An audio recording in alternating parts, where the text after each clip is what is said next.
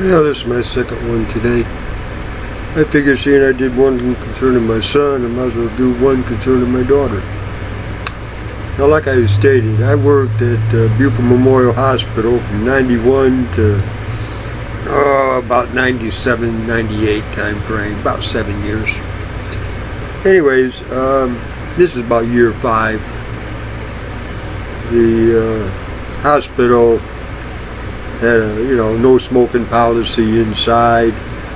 They had a loading dock that you took your break on, to have your cigarettes. Well, housekeeping was probably about 25, 30 people, 24/7. Hospitals, you always got your housekeeping staff.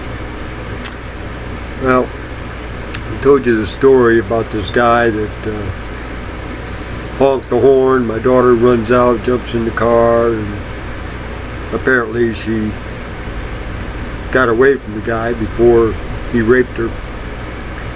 But anyways, that following Monday morning, Chris was at school telling her friends what happened Saturday night.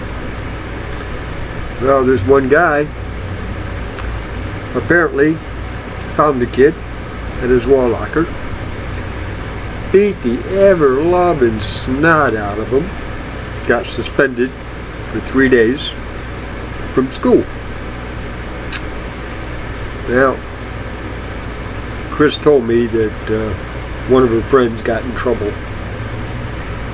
but at that time it didn't concern me one little iota, because Chris broke the family rules.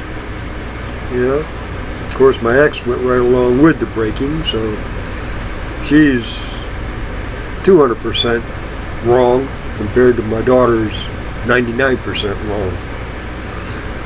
But anyway, getting back to that housekeeping. I was taking a break, and I've had this break with this guy for the last 5 years. He's been there since I started there. And he was talking to this new kid that just started, and they were rehashing high school. And this one black guy popped up and brought up the senior prom. And he remembers dancing with Rainbow. I looked at him and I went, Rainbow?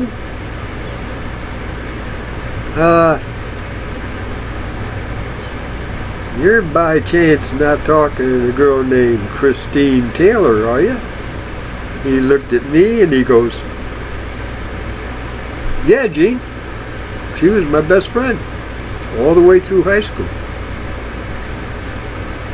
Huh. Yeah. She's my daughter. You're kidding. Yes. And we started talking. Come to find out, he was the guy that got suspended for 3 days. I tell you what, I thought I had respect for him before. That just put the nail in the coffin. I had total respect for him after that. Of course, I had totally had respect for him before that. Him and I got along real well. But it just amazed me that as you go through life, you run into situations like that. Somebody will say something, talking to somebody, and you overhear the conversation, and it just sparks you. The reason why they nicknamed Christine Rainbow was her senior prom dress. I mean, this thing was, if you can think of the color it was in this dress.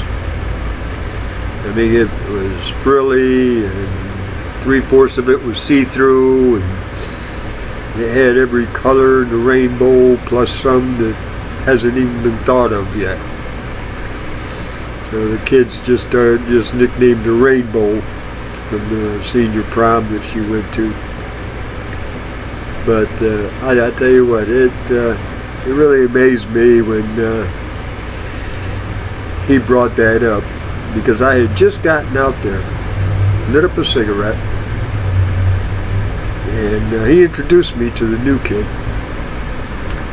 And I asked him how long he's been, when was he hired?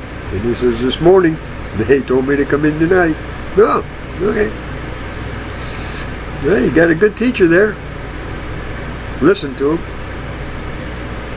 Yeah, that's what people are telling me. Yeah. I can't think of that man's name, but I know what he looks like, and I tell you what, he was a real good friend back in those days. Anyways, they were just talking about shop, and then they started talking about high school. He mentioned the word rainbow, and it shocked him that I was her dad. So, anyway, I just thought I'd kick that out. It just goes to show you how life evolves. Like I said, everything that happens, it's like karma. Goes around, comes around. You shell out something good is shelled back to you. You shell out negative BS falls back on you. You shell out drama, drama's like an earthquake. It comes back in triplicate. So, anyway, just food for thought. I just thought this was kind of comical. See, I talked about my son this morning. I will talk about my daughter too. Anyway, have a good day. This one will be up here shortly too. Okay, God bless.